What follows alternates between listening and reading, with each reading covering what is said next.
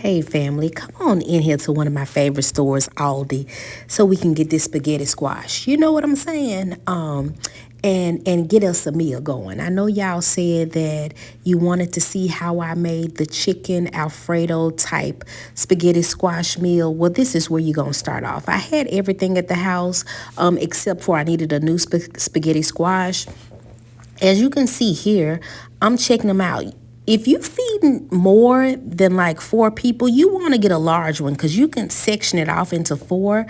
But I try to keep it like the size of my hand or smaller because once I cut it in half, I literally get two servings out of it. I don't know if y'all ever checked out all this cheese section, but baby, you can do a mean charcuterie with this right here. These right here, game changers for me. So I just grabbed the Parmesan bag. I think it was $3.65. And let's get on out this store. Head on out the door. I'm going to check out. And I got what I needed. I didn't even bring a bag because I wasn't trying to do all that. And as you can see, my total was $7.66 for those two pieces. Now, y'all know prices have went up.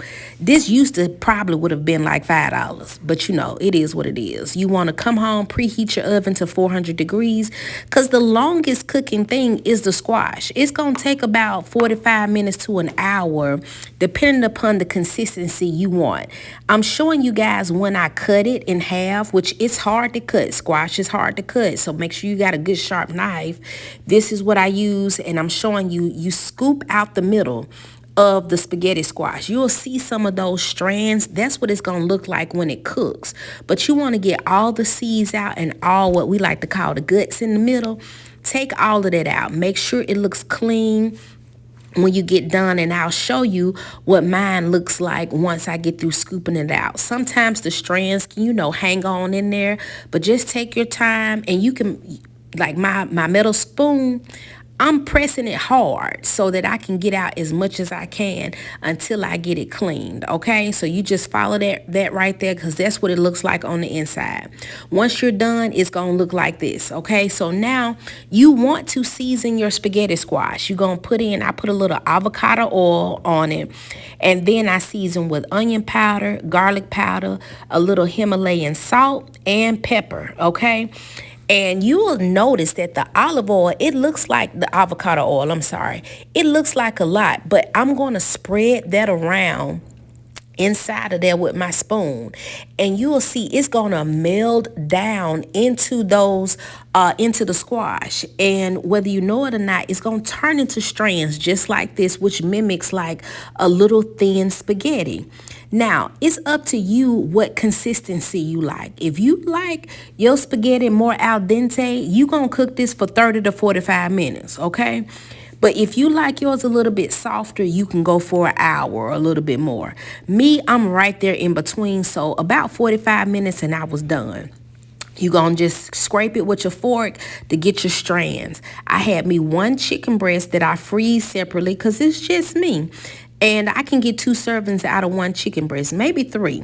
And so I take my chicken breast, I cube it up, and then I season it.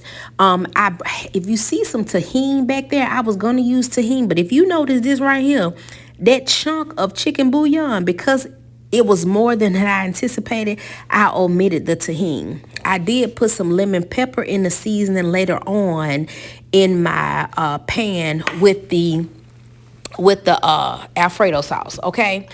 And this is it's not a heavy whipping cream Alfredo sauce. It's done with half and half, okay? So I just season my chicken simply with salt, pepper, garlic powder, onion powder, a little complete seasoning, and I use paprika for color, okay?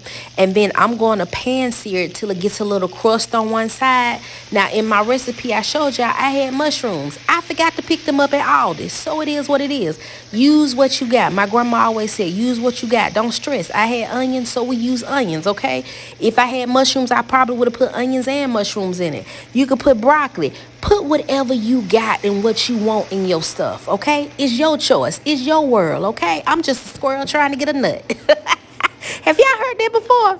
All right, so you put the half and half in there. You don't want to use too much half and half, all right?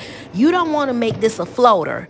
You trying to just pick up your seasonings in the bottom and make you a little sauce. Now, I did use a little bit too much Parmesan cheese. I got heavy-handed on it. As you can see, my sauce thickened up so lovely. It was a little bit too thick for my taste. So what I did, I went and just poured the rest of my half and half. I ain't had that much in there. I poured it over in my sauce to loosen it up a little bit.